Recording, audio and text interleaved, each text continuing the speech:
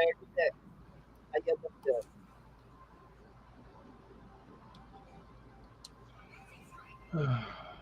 Hey Daniel, how's it going in the live chat? But yeah, so we're gonna be talking about all the Thor movies.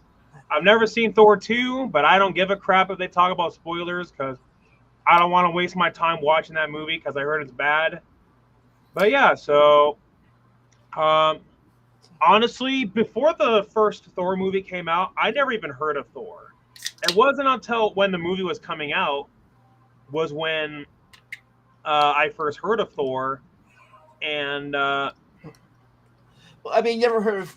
You probably heard of Thor. I mean, you never heard of Thor. The Marvel Comics never heard of Thor. Period. I never heard of Thor whatsoever. Like I never heard of like Thor from mythology or any of that. But yeah, I never heard of any of that. So yeah, so it was my first time ever hearing about Thor, and so yeah, so because Thor is a pagan god, because Thor is from all that, Thor is in the public domain, so anybody can make a Thor movie if they want. But it's just if you want to make your own Thor movie, what you cannot do is that you cannot take from anything Marvel has done. So, so I guess if somebody wanted to, because of the current trend in Hollywood now is making horror movies out of public domain characters, somebody could make a Thor horror film. I don't know if Thor had his hammer in I don't know if he had his hammer like in mythology or not, but Yeah, but totally different hammer.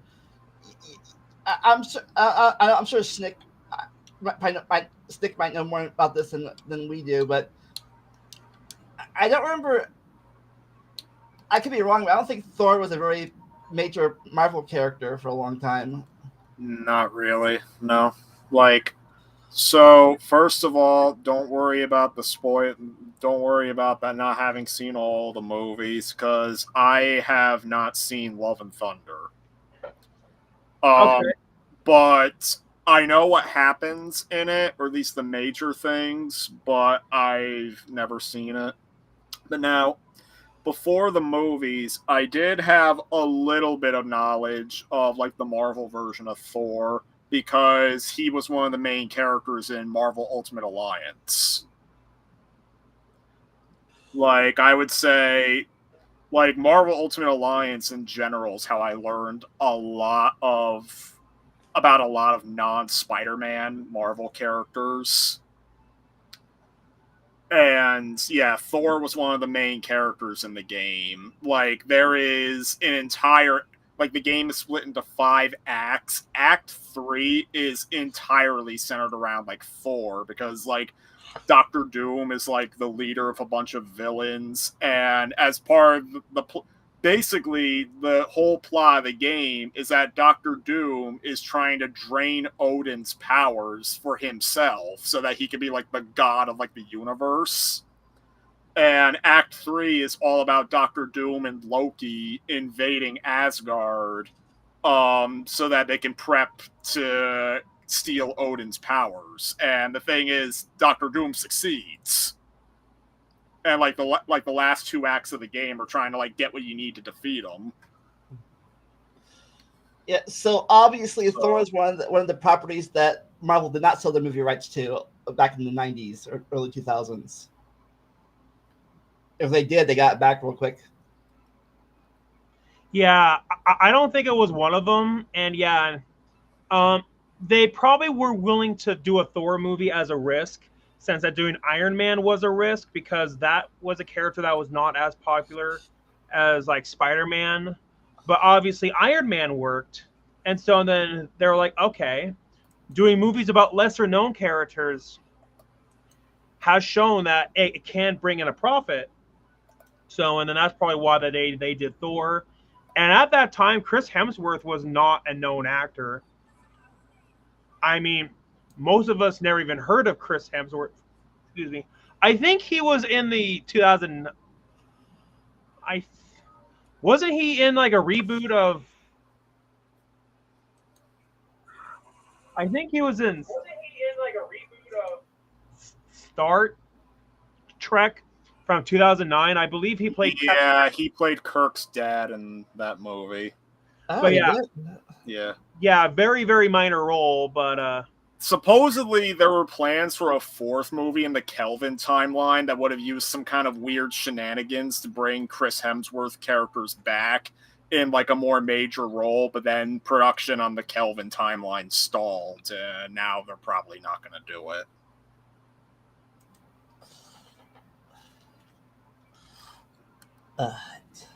So, alright. Let's talk about the original. But yeah, the original came out when I was a junior in high school. I remember this one guy in my cooking class was saying, "Yeah, Thor's a character who should not be funny," and he took issue with like the comedy in the movie. But I mean, to be fair, I do get why that they did the comedy. Well, that's just one. That's just kind of what the MCU is, and two, even if you don't like the comedy, come on, you gotta admit the one scene is pure gold. Like when they're in the coffee shop, Thor's this drink, I like it. I know it's good, right? Another. Yeah. But yeah, I will admit, as time goes on, I don't like the original Thor as much as I used to. I'm not saying that it's a bad movie. It's just not as good as. I just don't like it as much as when I first saw it in theaters. I will admit that one sidekick girl, she kind of got on my nerves a little bit throughout. Jane's assistant. Yeah, Darcy. her. Darcy was her name, wasn't it? Yeah, I think so. Yeah, she kind of got on my nerves when I rewatched the movie, and I guess I didn't really buy it like when Thor came back and redeemed himself. I guess I just didn't really buy it, but yeah. But other than that, I will watch the first Thor again. I will never forget when I saw it in theaters. I loved it. I absolutely loved Thor when I first saw it in theaters. It's funny because in a high school elective class I had, which was focused on like watching science fiction and fantasy movies, eventually we started a unit on like the early MCU movies. Like at that time, like we just simply watched from Iron Man to the first Avengers. Like Iron Man 3 was like brand new at the time. But the thing is, we did the movies out of order. We started with Thor. And the funny thing is, though, I knew that Thor was like considered like not the strongest of like the early MCU efforts, but the class loved it. Like they loved the movie, and then it's funny when we eventually got to the Avengers, we like because Thor's like the last of the Avengers to show up, like he doesn't come in to like maybe 40 minutes or so in. Everybody's like, when's Thor coming? When's Thor coming? When's Thor coming? And then finally you have like that scene on like the airship or whatever where they're transporting Loki, I think, and then Thor shows up like and he tries to crash it. And like at that point everybody was like not cheering, but like you could tell that like they were pumped for it. Uh-huh. Yeah. So, It was it the Iron Man 2's in credits that the Thor teaser was in there with the hammer? yeah, I think it had a post-credit scene that the hammer was stuck there, and then the first Thor actually revisits that. So, and then we were introduced to Thor and his brother Loki and Odin and others. Yeah, and at this time, Tom Hiddleston like was not a very known actor at that time either. And so this was both of their big breaks. Like this was Chris Hemsworth's big break, and this was Tom Hiddleston's very, very first big break too. I mean, of course, they had roles beforehand, but none like this. So, what's your favorite moment about the movie that you remember? I think Nick might have mentioned his about the glass smashing one. Was that your favorite, or is it even different one, another one? That's my favorite. Yep. Yeah, I would say that that's probably my favorite scene too, because it's just such a memorable scene. Like even all these years later, that is still a very memorable scene. Yeah. So do you think it was a good story point or plot point that Odin stripped Thor of his powers because he was being too, I guess, warlike or something? I think I remember correctly.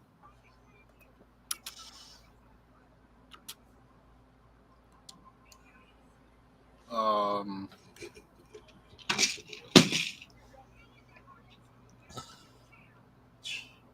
What about you, Eric? Yeah, I don't know. What was the question again? Sorry. I said, I think was that a good plot point that Odin stripped Thor of his powers temporarily? Yeah, I think so. Just so in that way that it could add to his arc. Yeah. But yeah, but yeah, and of course it stars Anthony Hopkins like as Thor's dad. I think he came back for Thor 2, but he never came back for Thor 3 or 4, probably because Anthony Hopkins is getting pretty Well, old. he came back for Thor 3. He did come back for 3, but like for very briefly. Oh yeah, that's right. It wasn't that at around like the beginning. Yeah, like he gets killed off at the beginning of 3. That's that's how his daughter comes back. But we'll talk about that when we get to it. Yeah. Okay, yeah. I haven't seen the third one in years, so. Well, yeah. I haven't seen any of the Thor movies in a while, but I'll rewatch them soon, eventually, because I'm going to be right now. I'm doing a binge of the Pixar movies, and then probably after that, I'll do a binge of like all the Marvel stuff. Yeah, I did a little preview before we started today. Yeah, Ghost Rider. Answer your question. Probably either July or August. Anyway, so it's discovered that Loki is a frost giant, and you think he's betraying his Asgardian family. It turns out he's really pretending to be evil. He's evil now. He's pretending to side with them so he could be the hero, take over the Asgard kingdom.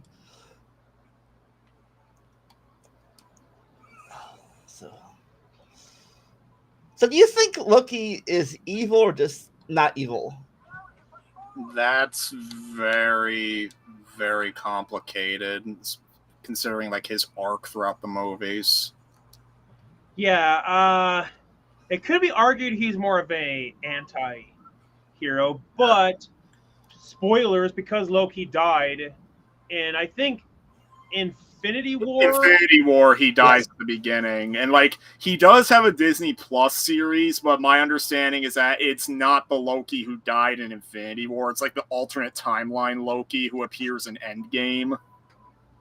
So yeah, so I guess it depends on what Loki, like from what universe. And so the Loki who died in Infinity War, is that the same Loki from Thor 1? Yeah, it's the same Thor from like basically Loki from the first Thor all the way to Infinity War is the same one. And like he has, jumping ahead a little bit, he has a fake out death in Thor 2, but like the stinger right before the credits shows that he's alive. In fact, if you remember Infinity War, like when Thanos kills Loki, Thanos has like a little comment, no resurrections this time. Like that's the reason why. Well, we thought he was dead in Thor 1 too when that Rainbow Bridge collapsed. Yeah. Yep, and then he was the villain in the first Avengers. Yeah. Yeah. All right, so Thor learned his lesson, defeated his brother, said goodbye to Padme. I mean Jane.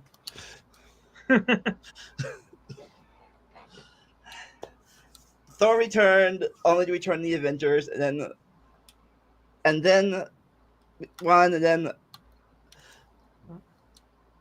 came back for the Dark World. Yeah, Thor: The Dark World is considered one of the worst movies to come out of the MCU. From my understanding, I have not seen The Dark World in years. Like, in fact, I haven't really seen it since its original theatrical release. So I kind of forget why it's so hated. Let's see. Well, the I don't know. Well, the enemies were called the Dark Elves, and they are all after something called the Ether, which in reality apparently was the Reality Stone. I don't know if we knew that at the time, but yeah, apparently the elves and the Asgardians were at war a long time ago. Yeah. Stole the ether, blah blah, or ether. Somehow the ether got into Jane and made her sick, or whatever. But doesn't that come in during Love and Thunder though? I don't know. Maybe I don't. I think Because that's just a plot point I remember from Love and Thunder. Like, she's dying of cancer, and that's how she gets like the mighty Thor powers because of it. Yeah, like, I don't know. I don't know if the ether gave her cancer or not. Yeah. I think that this might have been a different plot point. But whatever the ether was, it made her sick. Then I think the Dark Elves killed Thor's mom. Yeah. And they, which apparently Loki actually loved his mom, their mom, so Yeah. helped them. He decided to help them. Went to Earth. Loki died. They did this whole world tour thing through portals everywhere. Appeared. They won. Defeated the elves. Extracted the ether. I think this might have been the first appearance of the Collector. Oh. Because at the end of that movie, Thor left the Reality Stone with the Collector. And then Thanos later goes for him, right? Yeah. And then So I guess question for all of you: did you two buy Thor's arc in the first Thor? I mean, it's a pretty standard, like, learning to be more responsible arc. Like, it's just a standard hero's journey thing, but, like, it was fine.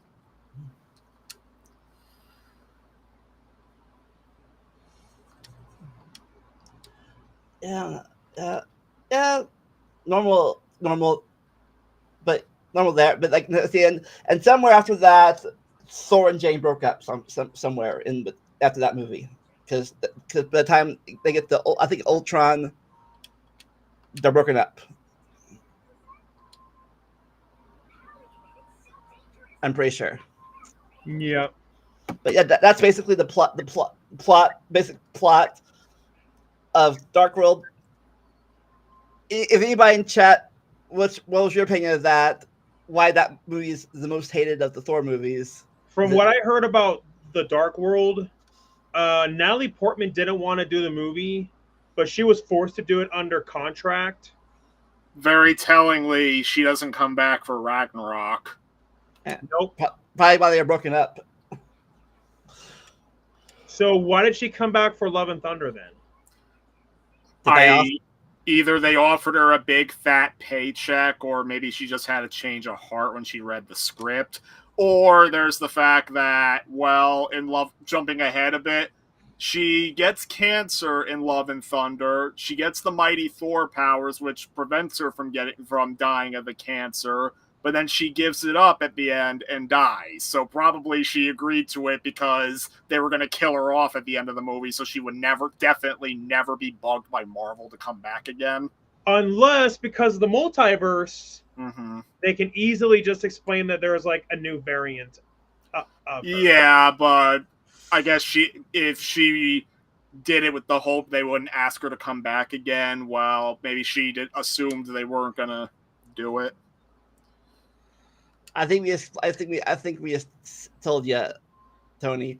Yeah. Yeah. The only reason why she did Thor: The Dark World was because she was under contract, meaning that she had to do it legally. So she had no choice. But that's why that she didn't come back for Thor Ragnarok, because she just didn't want to do it. And then that's why that they explained that they separated. So yeah. So that movie ends. We go through Ultron, that arc stuff. Thor learns about the reality, all the stones, because he realizes, wait a minute, this is the fourth time I've come up. I ran into a stone now. This is getting serious. So he goes up to. Oh, and in the end, we find out that Loki's alive and has replaced Odin. It pretended to be Odin. Which brings us to Ragnarok. yeah, this definitely was when the Thor movies. I mean, I mentioned how that one guy when I was in high school complained about how humorous the first Thor was, but Ragnarok though cranks it up even more. And the thing with Ragnarok is it's often considered the best of the Thor movies. Like I think it was the least of the. It was the most serious of all the Thor movies, I'm pretty sure. Like the thing with Thor 1, people thought was like decent to like maybe mediocre. Thor 2, lots of people hated. But Thor 3 is like the only one that doesn't have that many detractors. Like lots of people really enjoy it. So the thing with Thor Ragnarok is it was the closest thing they could get to a Planet Hulk movie, because it's not because of the complicated rights issues. They can't have a movie centered on the Hulk specific. They can't have a movie with like Hulk in the name. So yeah, so because of that, that's the closest that we'll ever get to a Planet Hulk movie. But yeah, I'm really surprised the Universal hasn't lost the rights, because they haven't done anything with Hulk since Incredible Hulk, and that was 2008. That was 16 years. Yeah, like when 20th Century had the rights to X-Men, Fantastic Four, and Daredevil, like they had a time limit where if they didn't do anything with any of those for 8 years, the rights would automatically go back to Marvel. And Daredevil's rights went back automatically because they let it expire. The reason we got Fan Four Stick is because 20th Century only made it so they would not lose the rights. And the funny thing is, I believe Marvel even tried to cut a deal because they really wanted the Fantastic Four back. They offered to let them keep the Daredevil rights if they could. They preferably wanted everything related to Fantastic Four, but they were even willing to compromise and just get the cosmic characters back, like Silver Surfer or Galactus. 20th Century refused. Like, they would rather kept Fantastic Four than Daredevil. And yeah, and then of course, as we all know, X-Men and Fantastic Four had to return to Marvel by Disney forcibly buying 20th Century. Hey, but Universal, on the other hand, they must have gotten some kind of contract to where they can just keep Hulk indefinitely. I'm going to take my dog out. I will be right back. And Tony, answer your question. I guess because he didn't like the script or something. Maybe the script. My understanding with Edward Norton is that it was also because he was very, very difficult to work with. Who was the Hulk from the pre-Hulk MCU movie? You mean to the 2003 one? Eric Bana. Yeah. Didn't they kind of reference that? Because the 2008 one starts with him being like in South America, like how the 2003 one ends. But my understanding is, at most, it might just be a leftover from a script for a planned sequel. But other than that, like the two have nothing in common. Yeah,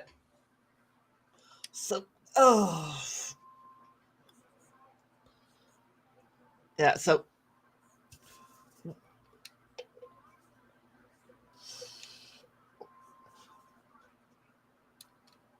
well, let's see. We're waiting for Eric. Yes. Any other Thor facts that you know of that you want to talk about? Well, I mean, again, I didn't know of Thor until I played the first Marvel Ultimate Alliance. I don't think he was in the Spider-Man animated series in the 90s, which had a lot of Marvel stuff. Yeah, I don't remember any Thor. I remember Iron Man, War Machine, Captain America, the X-Men, the Fantastic Four, but no, I don't think Thor made an appearance. I don't think Hulk made an appearance either.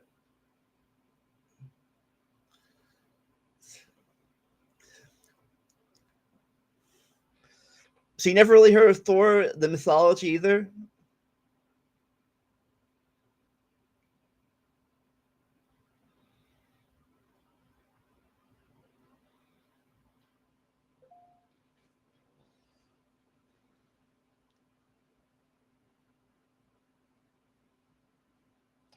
So but anyways, but thinking of mythology, the Ragnarok starts with I forget his name. You're talking to him.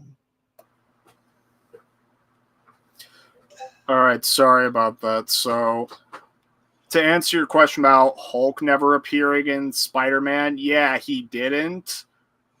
But that's because he had his own animated series back then, and because it was airing on a rival network, Spider-Man wasn't allowed to have him. And it's funny, if you remember the Secret Wars story arc from Spider-Man, they were planning to have Hulk there, but because they weren't allowed, they put the Lizard in his place. But anyways, yeah, like Thor really didn't have much of a presence. I think there was an Avengers cartoon like in the very late 90s, but it was a complete failure. Then, yeah, like it really wasn't until like the MCU movie that Thor really became kind of mainstream. Well, they also had Thor and Avengers Earth's Mightiest Heroes. A great animated series, by the way. What was it called again? Avengers Earth's Mightiest Heroes. I think I remember that show. It met a very tragic end because when the Avengers was massively successful, they canceled Earth's Mightiest Heroes to replace it with another cartoon called Avengers Assemble that was themed directly on the MCU movies, and it suffered from very lazy writing, basically because it was meant as nothing more than an advertisement for the MCU. And number one, they had to cancel a show that was in production instead of doing the more logical choice of just theming the show to be more based on the movies. which it already kind of was, because it had elements of the MCU movies, like Jarvis being an AI, some of the characters resembling their MCU counterparts. And the second thing is, the MCU has since become the biggest franchise in movie history. Yep. You really need to make a fucking animated series to advertise it. It's like the last thing that needs advertising. All right, now that Eric's back. So Yeah, sorry about that. My dog was begging me to go, and I'm really glad that I took him out. Went to the bathroom as soon as he left outside. Yeah, as soon as I took him out, he went, and I'm like, okay, I'm glad that I took him out, because when you gotta go, right? Yeah. So, Thor Ragnarok begins with Thor talking to, I forget what his name is.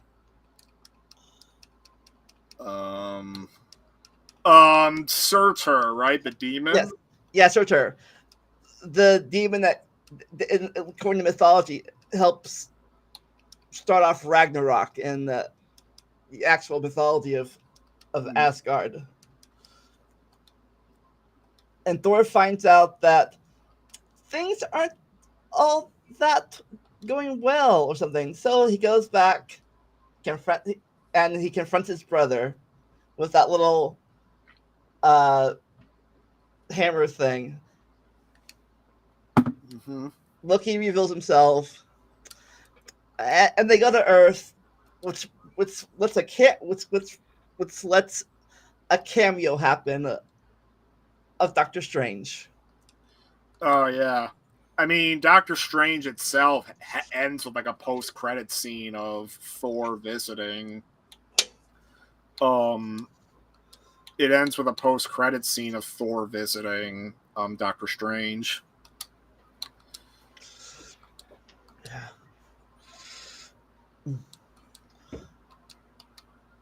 It was fun. It's funny watching them interact with each other. But anyways, Doctor Strange shows him where Odin is. I love the joke, and he's talking to it. Says, he says, "Why don't you contact me? Like, you have an email? You have an email? I sent you an email. I never got an email. Or I don't know how it says, but it says, you have a computer?" It says, "Why would I need a computer for email?" Yeah, I need to revisit the Thor movies again at some point so I can see this. Yeah, all this talk about Thor has made me want to go back and rewatch the original one, because I haven't seen that since I was a teenager. Oh yeah, and I don't know if you two saw the video like that. Have you two ever heard of Chris Stuckman? I've heard of Chris Stuckman. Not a whole lot of good recently, but Well, in his infamous video talking about why he left the Jehovah's Witnesses, Yeah. he mentioned that he got in trouble with the elders because he did a review on Thor, and they got upset with that since that Thor is a pagan god. But one of the elders was a hypocrite about that, because one of the elders actually went to go watch Thor. I'm like, then you are a hypocrite then. And when Chris did that review, when Chris did that video, his review of Thor instantly became popular again because of that. Oh. But yeah, Edward Norton didn't come back for the Avengers and all following Marvel movies because he has a reputation of being very difficult to work with. So that's why he was replaced by Mark Ruffalo. And to be honest, in my opinion, I think I like Mark Ruffalo more. Everybody likes Mark Ruffalo better than Edward Norton's performance. Yeah, definitely. I mean, Edward Norton is a great actor, but to be honest, I definitely do think that Mark Ruffalo definitely makes a better Hulk. Yeah, like out of all the like Eric Bana and Edward Norton's portrayals of the Hulk were like mixed at best. But Mark Ruffalo, like when he first played the part in Avengers 1, like he was one of the most acclaimed aspects of that. And answer your question, Eddie, it was at first, but then they dropped off somewhere. They stopped doing tie-ins with the movies eventually. Yeah, and speaking of tie-ins, I've noticed we don't really get a whole lot of movie tie-in video games. Yeah, like it's funny because nearly all the Phase 1 MCU movies got a movie tie-in game. But see, the problem with all the movie tie-in games is that the grand majority of them sucked.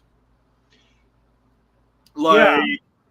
so I can give a basic rundown based on what I've heard and my own experience.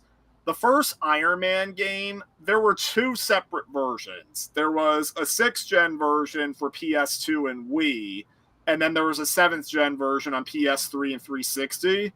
The 6th gen version was decent. The 7th gen version was bad.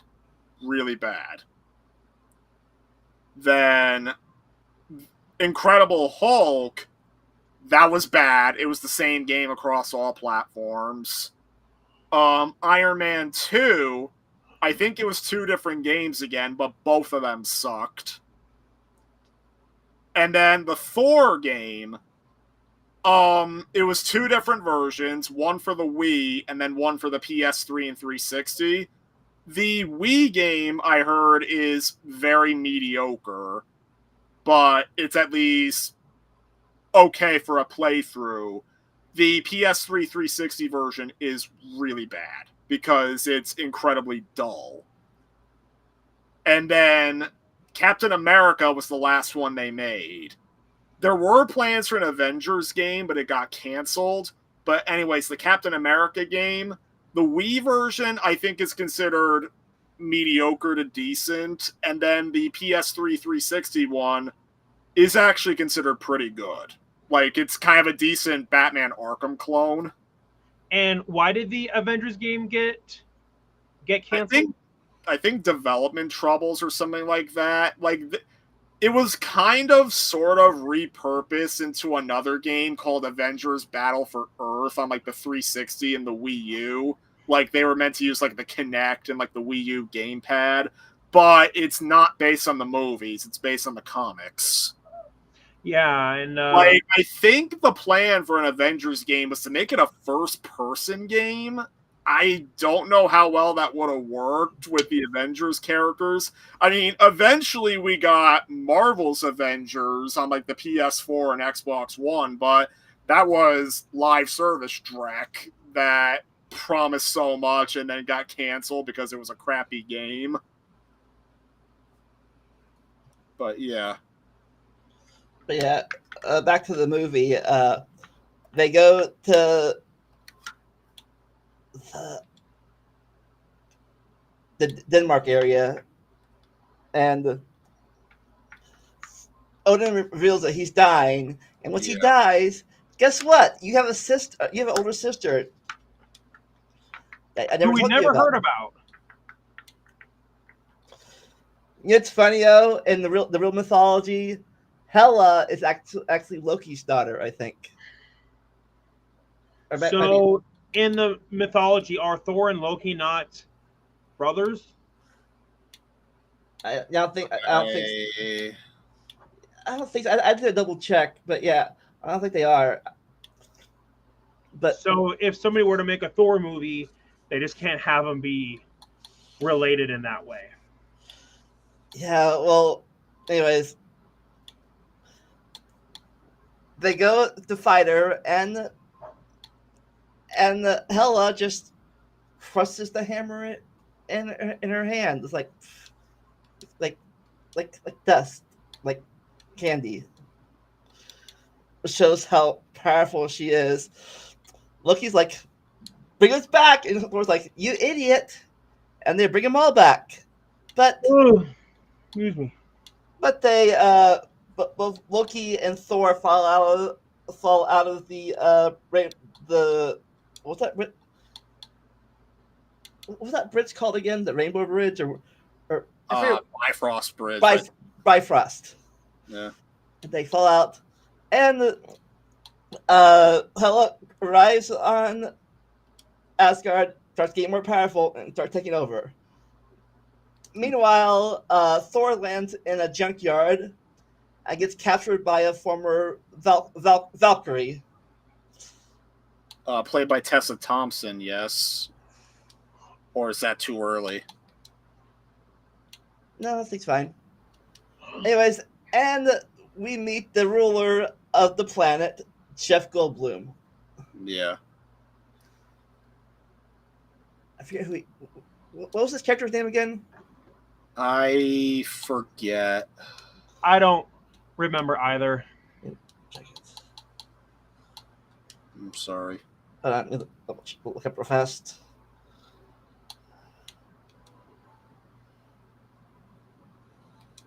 The Grandmaster. Grandmaster, huh?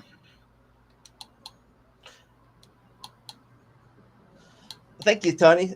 We'll almost made it. But Oh, excuse me. they have a little. Apparently, they have a little arena there, fight for people's things.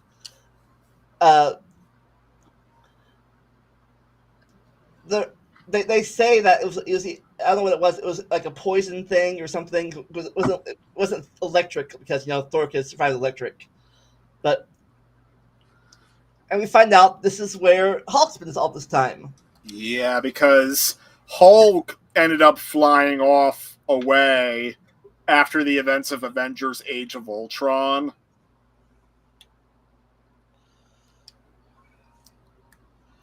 Yeah. I think because he thought he was just a danger to Earth and he didn't want to stay there.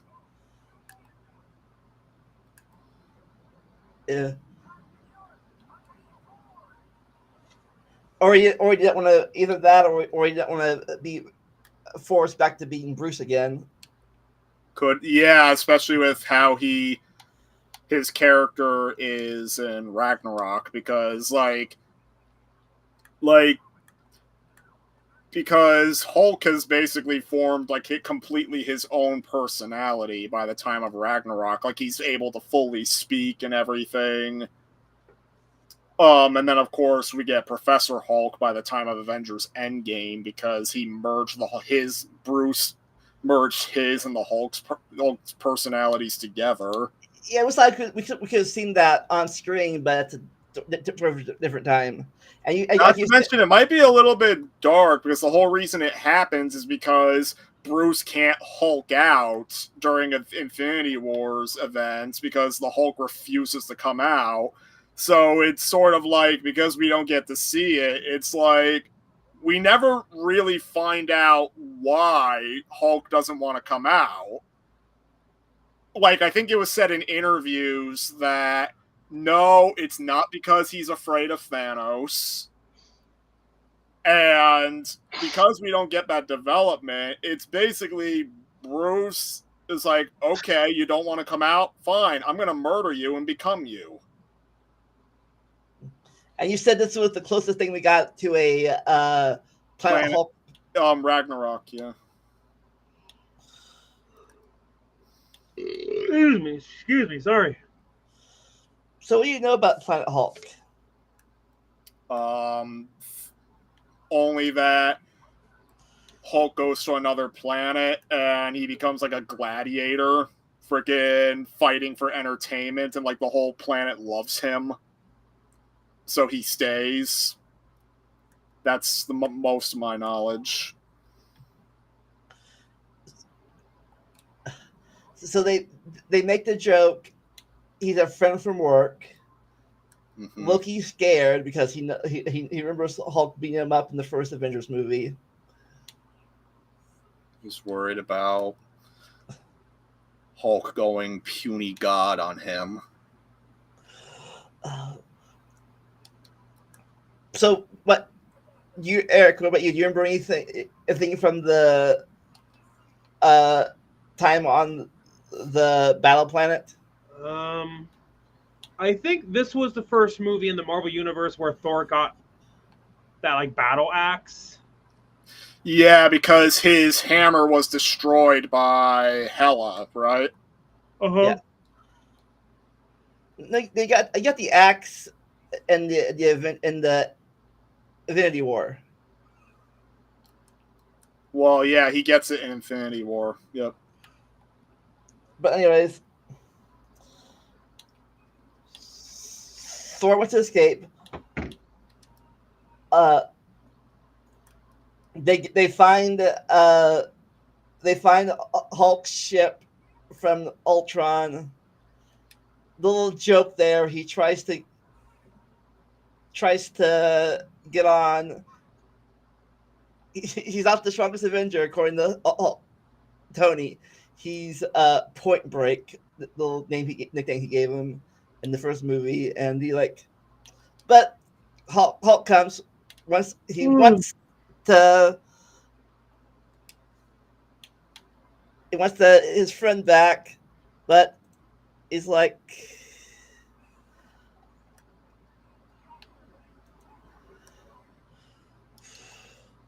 and they go get Natasha's singing or poem there, and Hulk turns back to Bruce. Yeah. Tony says, "Yeah, that character was fantastic. Logan actually killed it. As a character, he was so entertaining. It's funny that character. Ha ha ha."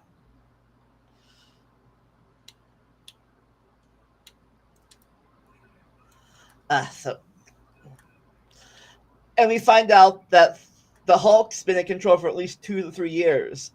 Yeah, and like the first time he lets Bruce back in control is like, I can't remember the scene too well, but like, yeah, it's like a bit of a whiplash for him, I think. The last thing he remembers is going to Sokovia of Ultron. Yeah.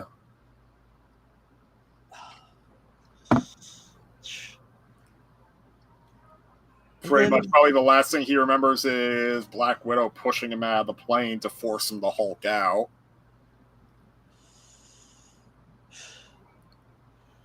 Yeah, we'll get to that eventually, but I think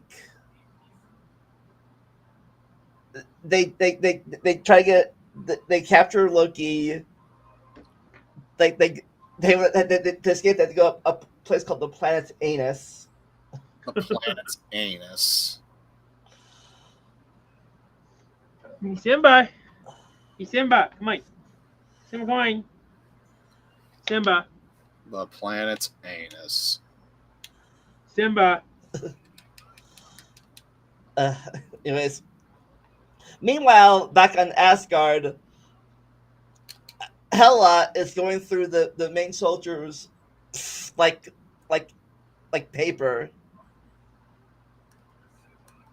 What's is causing Heimdall and all them to hide the people in a cave somewhere. Mm-hmm.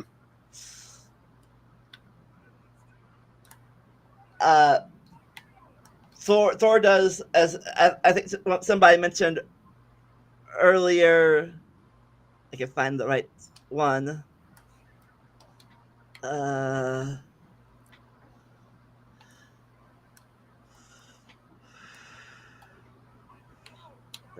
Find the right joke. Oh, let's play Get Help. Let's play Get Help.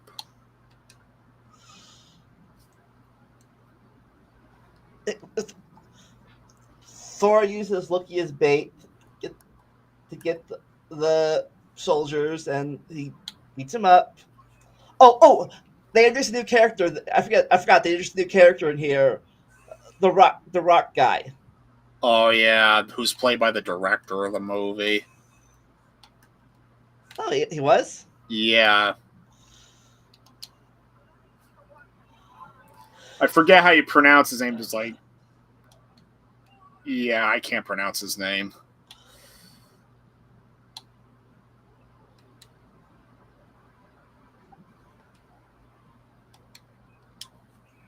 Yeah. Tony Montana in the chat has it. Korg. Oh man, the actor's name. Yeah. Yeah, I haven't seen Ragnarok since I saw it in theaters, and that was 7 years ago now. Holy crap. Yeah. Well, it was even longer for me with Thor: The Dark World. So Yeah. Well, it's stuff stuck in my brain, so I remember basic stuff. yeah. Memory, good and bad sometimes. Oh, thanks, Tony Montana. So,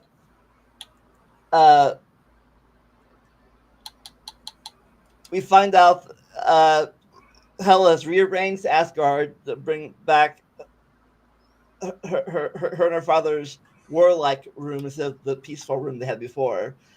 And she frees her pet wolf, Fenrir. Oh yeah. They all arrive. They go to rescue. They rescue the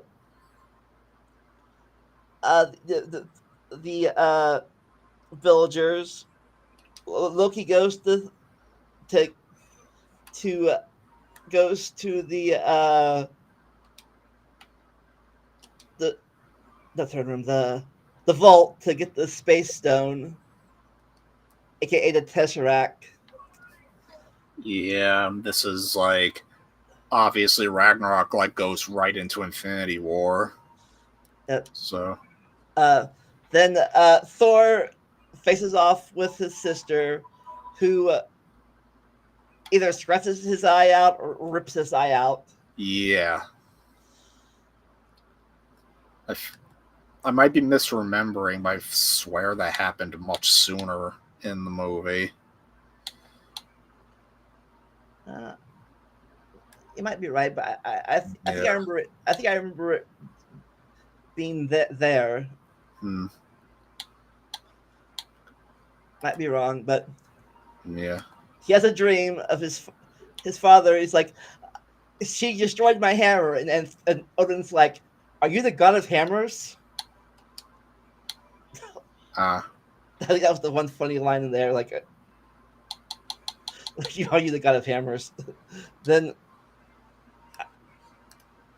so he brings down the lightning or thunder lightning. Temporarily gets her. Bruce jumps from the plane, hits the ground like in a smash. Comes Hulk, defeats the wolf. They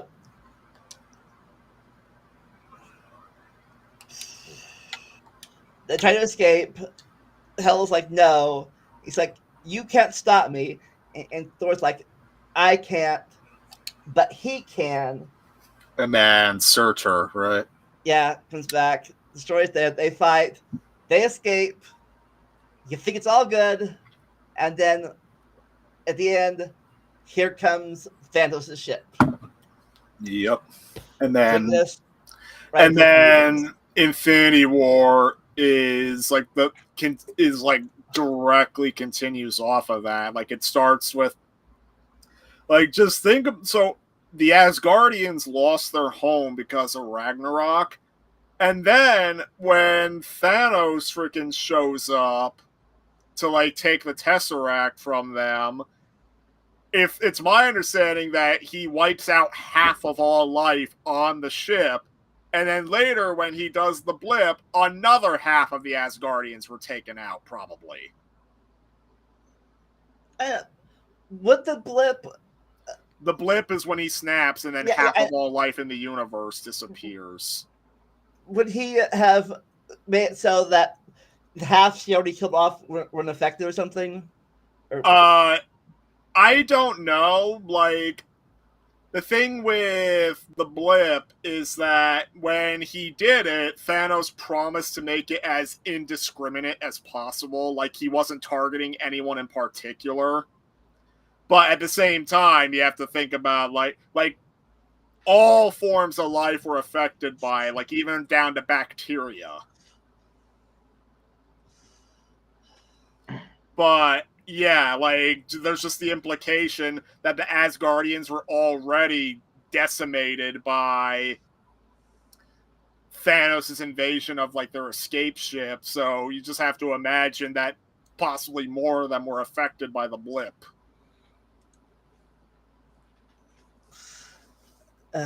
So Says Hela was an absolute fantastic villain too.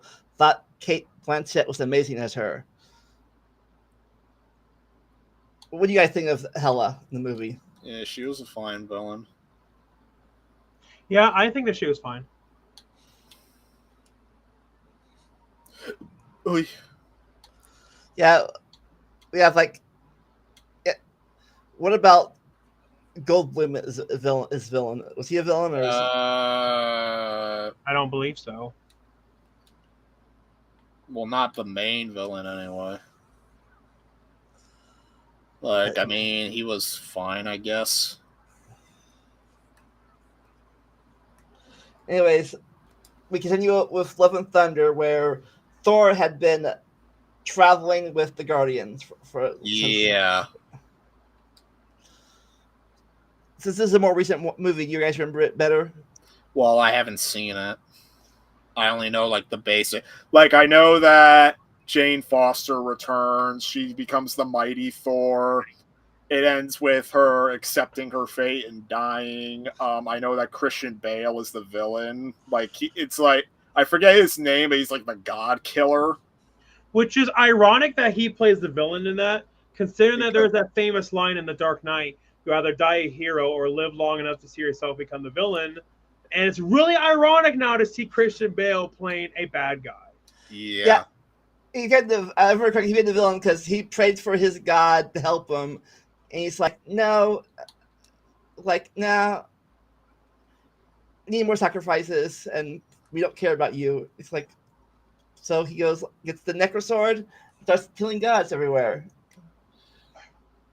Gore the God Butcherer. Okay. But yeah, you mentioned this. The hammer. I don't say it was Karina for cancer, but every time she used the hammer, it made her like weaker in real life. I don't know if it sped up the cancer. If it sped up the cancer or something. Like, basically, I think it stopped the cancer, but then it was killing her in another way. So, like, either way, she was gonna die.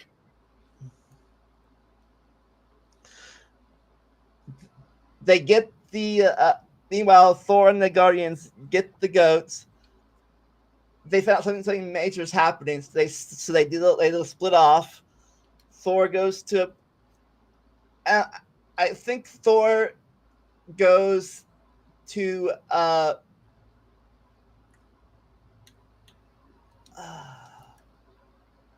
meet his friend from. Yeah, Thor goes to meet his friend from the first movie. God damn it, Sylph. Sylph's dying. I think Valkyrie is in charge of Asgard. Yeah. I think people don't like this movie. They think it's supposed to be the most comedic of the movies. That's why people don't like it that much. Yeah, like, Love and Thunder was considered it was very hyped because they got the director from Ragnarok back. And, like, then when Love and Thunder came out, like, people were kind of disappointed by it. Yeah, and I think by the time Love and Thunder came out, there was the fatigue of superhero movies. Yeah, like, basically, Avengers Endgame was such a great finale to, like, the Infinity Saga that people were kind of like, and they're still going with it. That was like the best way to end it. Why are they doing more? And also, like, a friend of mine noted how, well, they have to kind of calm down after having such a big finale to set up the next arc. But I think the counter argument to that is they're taking a little too long to set up this new arc. Yeah. And I also think of all the movies, Love and Thunder it was the only movie in that phase had nothing to do with the multiverse. And arguably, even the movies that do have to do with the multiverse, freaking aren't really involving it much. Like, I think they played their cards too strong with Spider-Man No Way Home. Like, I believe because of production delays, like Doctor Strange Multiverse of Madness was supposed to come first. And ultimately No Way Home came first, and that went all out with the multiverse and everything. Yeah. People loved it. And now expectations are way too high for the other movies that are doing multiverse. So there were so many big expectations for Multiverse of Madness, and when it didn't do all the stuff people thought it was going to do, some people were disappointed by it. Yeah. And now Deadpool 3 is Deadpool and Wolverine's its official title. That one's going to be heavily multiverse focused, and people are like saying, try to reel your expectations a little bit in for like cameos and stuff like that. Yeah. It was the No Way Home, Multiverse of Madness, and then eventually the Quantum Realm.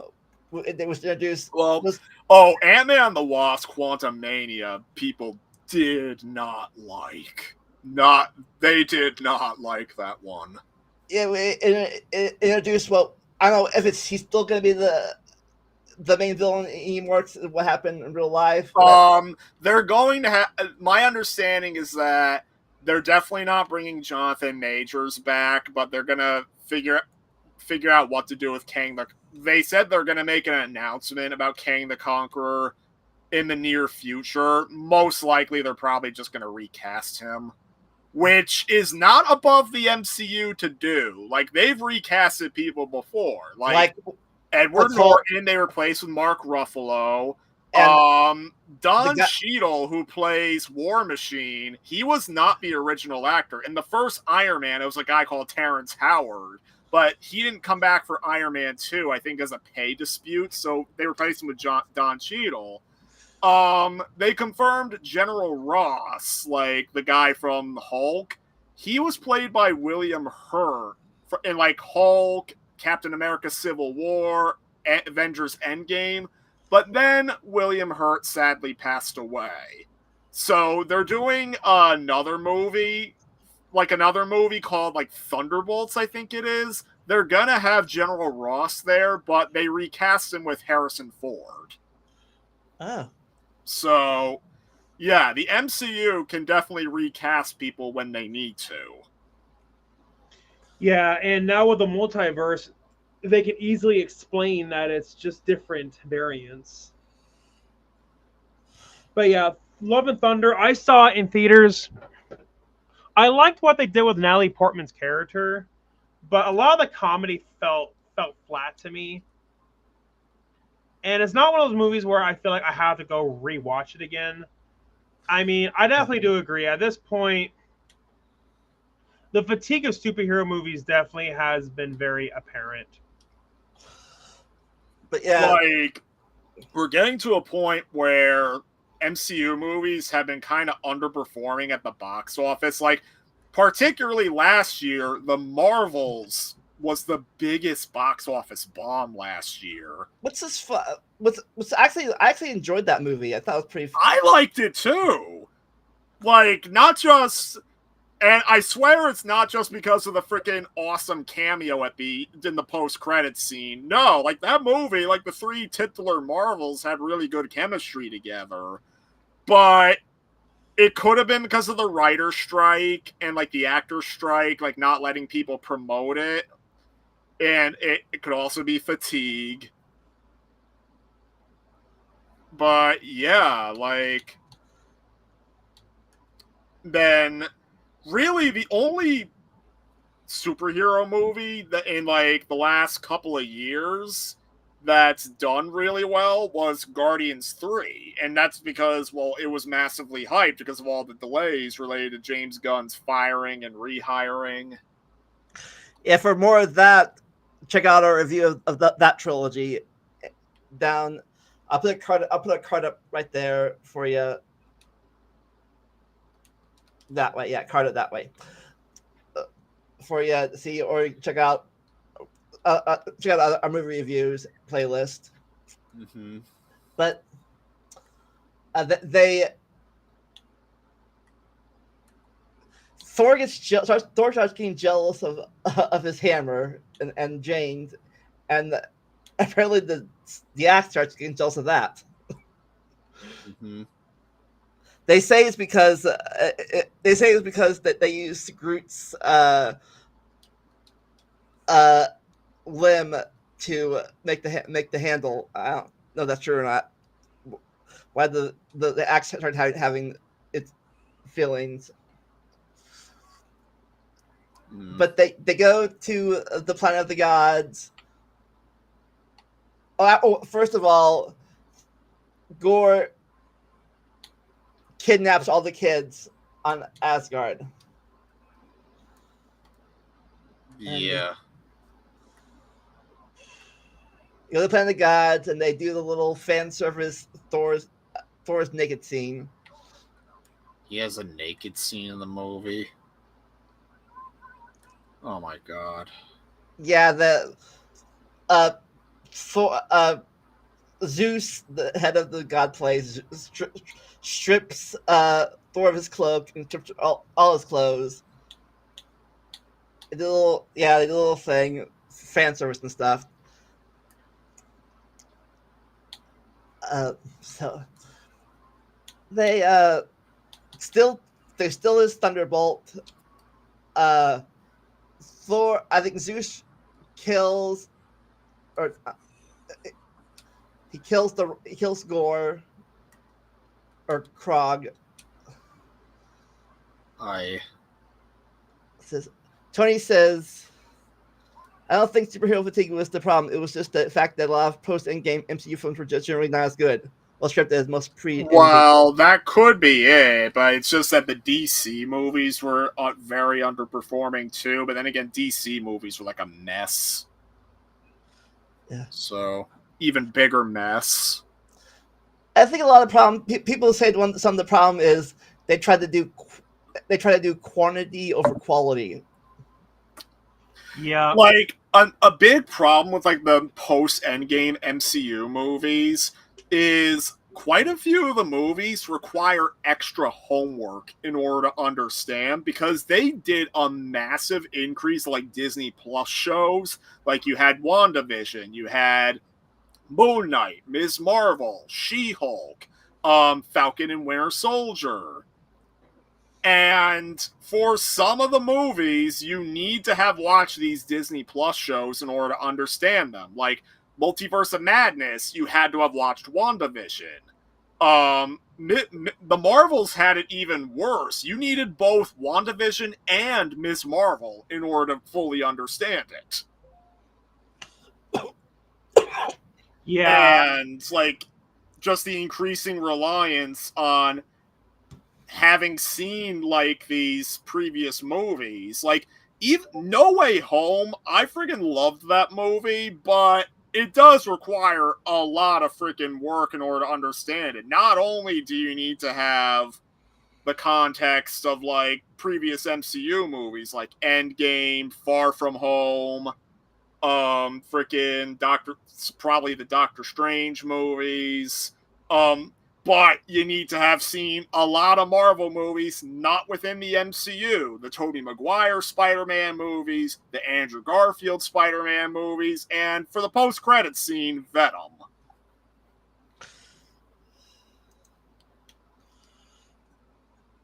So, Understandable. And at this point, I really think that them cutting down on all these Marvel movies really will be a good thing. Like, they've already confirmed the Disney Plus shows are going to be cut down to, like, 2 at most per year. Yeah, and there were so many shows that came out in recent years where I didn't have time to watch all of them. And realistically, how many people are going to have time to watch that many shows? Not much. Yeah, like consider that most people nowadays, due to how high inflation is, are working 2 to 3 jobs. They have families to take care of. Yep. But yeah. But anyways, movie ends. Movie goes to the movie. They rescue the kids. Thor gives them all power. Thor gives them the power of Thor, all the weapons, including a teddy bear. They battle. They battle the thing. Jane has a choice to either give up the hammer and get cancer treatment. Even though it might be too late, or hammer one time. She takes the hammer. She fights. She dies in Thor's arms, and Thor's like, he says, I'd rather have love than fight you if it's gonna be my end. So instead of using eternity, which apparently is as powerful, if not more powerful, than the Infinity Stones. I forget how that logic worked. But yeah, he wishes to bring back his daughter, which is played by, I think, Chris Hemsworth's real life daughter. Yeah, I think so. I think I could be wrong, but I think that Gore's daughter is played by Chris Hemsworth's real life daughter. Chris Hemsworth or Christian Bale's? Chris Hemsworth, the guy that plays Thor. Gore's daughter being played by Chris Hemsworth.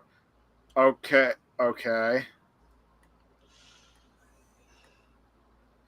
Yeah, just interesting, but Chris Hemsworth's daughter is playing the daughter of Christian Bale's character. At the end, she gets the axe, Stormbreaker. That's what it's called. And Jane ends up going to Valhalla. Yeah. She died in battle. So in a way, she lives on. Yeah. She's in the Norse form of heaven. Yeah. And that's where. And then at the end, Thor gets his hammer back. What her name is Love. That's hence the name of the title, Love and Thunder. Yeah. And they go storming off to battle some aliens or whatever they battle, monsters, whatever. And currently the Thor series ends. Apparently a 5th movie's in production, but they haven't found a director yet. Some friends of mine were debating who they think the director would be. The 2 most popular choices between them were George Miller, because he really liked working with Chris Hemsworth on Furiosa. Makes sense. And the other choice they thought of was Brad Bird. I thought that Chris Hemsworth was going to step back from acting. It's because he got some gene from his... I think he noted that was only temporary. He needed just time to process it, but I guess he's coming back. Regis says Jane going to Valhalla made sense. Seemed like a way to write the character out at the same time. But yeah, I am getting tired, and I do got to work tomorrow morning. So yeah, so if we can wrap this up. Last question says, "What's your thoughts on the main villains, Gore the God Butcher, played by Christian Bale?" I thought that he was great. And he's the second Batman to play a villain in the MCU. Yeah, after Michael Keaton and Spider-Man: Homecoming. So, if you guys were to rank the Thor movies, will they rank? I would probably go, based on what I know about the movies, probably Ragnarok, the first one, Love and Thunder, and The Dark World. But I have to see Love and Thunder to really know the answer to that. Maybe it could go either way with the first one. What about you, Eric? Yeah, probably about the same, but never seen Thor 2, so I can't rank it. So But right now it'd be on your bottom then. yeah, because I heard it was garbage anyway, might as well put it at the bottom. But the other three. Probably the original Thor because I don't like it as much as I used to. Then Love and Thunder, then Ragnarok. All right, that's pretty much the same. You guys just have the original 11 Thunder switched around. So yeah, that's not right to me too. All right, so before you end up, what's coming up on your channels? I might be playing more of the shitty Suicide Squad game with friends. Have fun with that. Yeah. But yeah, for me, let's watch a movie. Plan on bringing that back soon, and the third Pissed Off movie, and that's really about it. But yeah, if we can wrap this up.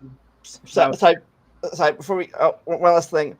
Yeah, on my channel next week we're talking about theropods, the dinosaurs that are still alive in present day. But I just want to ask you one thing.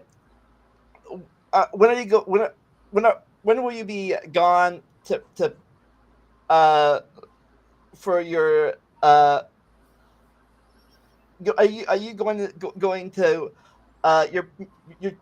your stuff? Are you going to doing your stuff here where you live? Are you going So yeah, the job in LA, that's going to be later this year. I'm doing a music video on Monday, and but I haven't announced that yet to the public. But now I have. I'm doing a short horror movie in August, and I'm doing a commercial next month. So yeah, I definitely have a lot going on.